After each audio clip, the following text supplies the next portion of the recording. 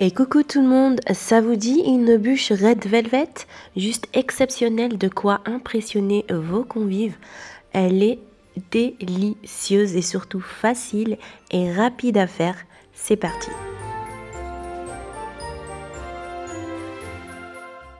Je passe à la réalisation de la génoise. Je commence par clarifier 4 œufs.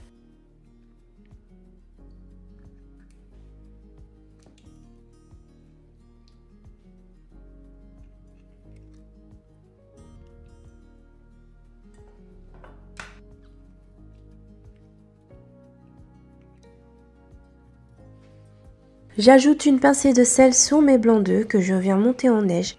Une fois que mes blancs en neige sont bien fermes, je viens ajouter 100 g de sucre, puis les 4 jaunes d'œufs tout en battant.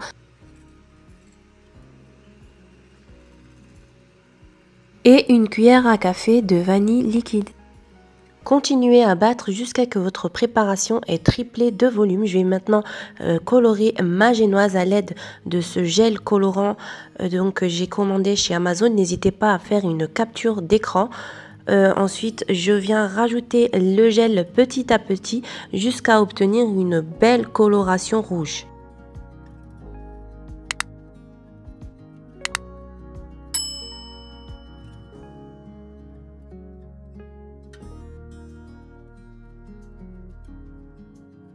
Ensuite, j'incorpore 125 g de farine et un demi-sachet de levure chimique en la tamisant bien pour éviter les grumeaux. Je vais ensuite incorporer délicatement tout cela à l'aide d'une maryse afin d'éviter de faire retomber la préparation. Je vais ensuite verser mon biscuit sur ma plaque de cuisson qui va dans mon four, donc le lèche-frites, et bien l'étaler de façon homogène sur toute la surface. À enfourner dans un four préchauffé à 180 degrés pendant 10 minutes à chaleur tournante et à mi-hauteur. Je vais ensuite retourner ma génoise sur une autre feuille de papier cuisson et retirer celle qui m'a servi de cuisson. Je vous mettrai toute la liste des ingrédients détaillés dans la description de cette vidéo juste en bas. Ici, une fois que j'ai fini de retirer le papier cuisson, je vais venir parer ma génoise de chaque côté.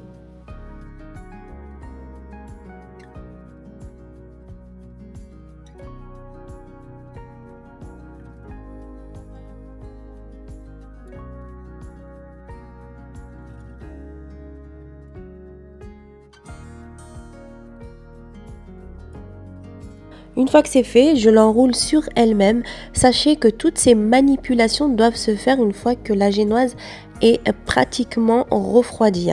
Donc ensuite, je l'ai enroulée dans un torchon, je la laisse de côté qu'elle refroidisse totalement. Et avec les chutes de génoise, je vais venir les mixer pour les rendre en poudre et qui me serviront pour la décoration.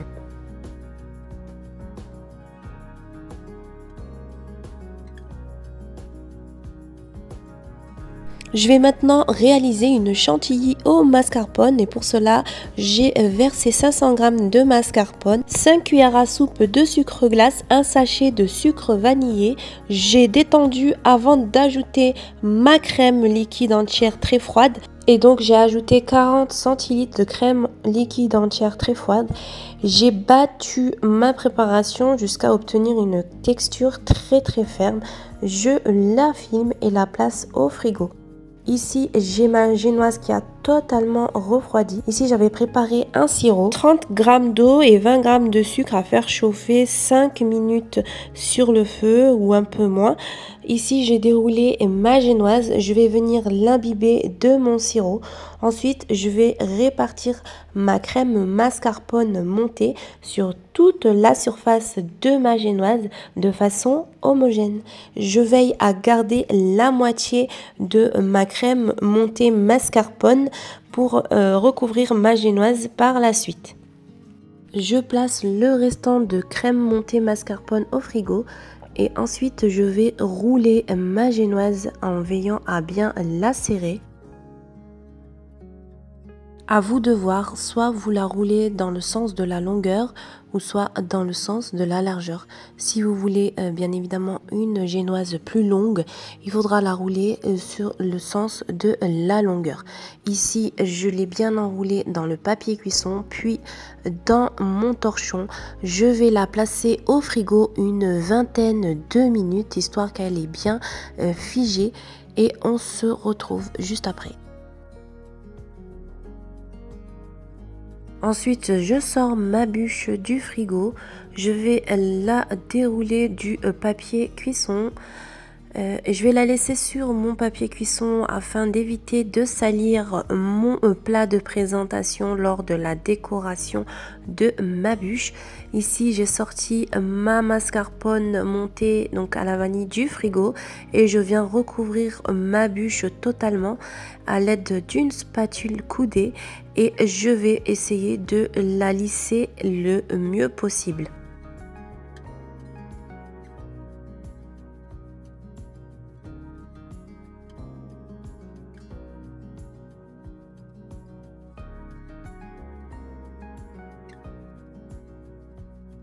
Je vais maintenant parer les extrémités.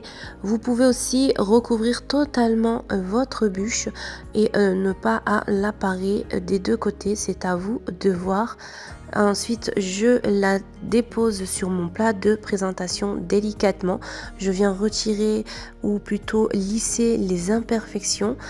Et ensuite, je vais venir la décorer en saupoudrant légèrement de miettes de génoise.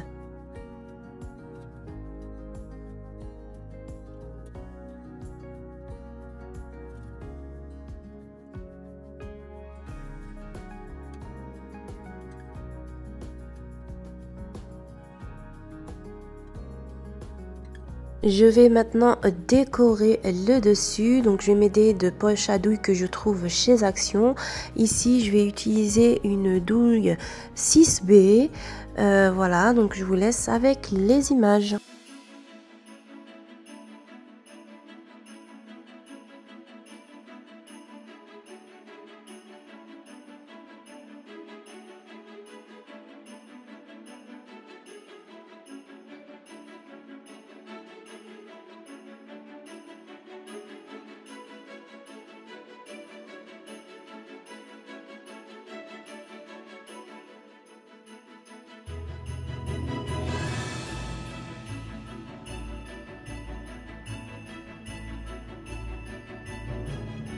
Et voilà pour ma bûche Red Velvet à l'approche des fêtes. J'espère que ça vous aura donné des idées.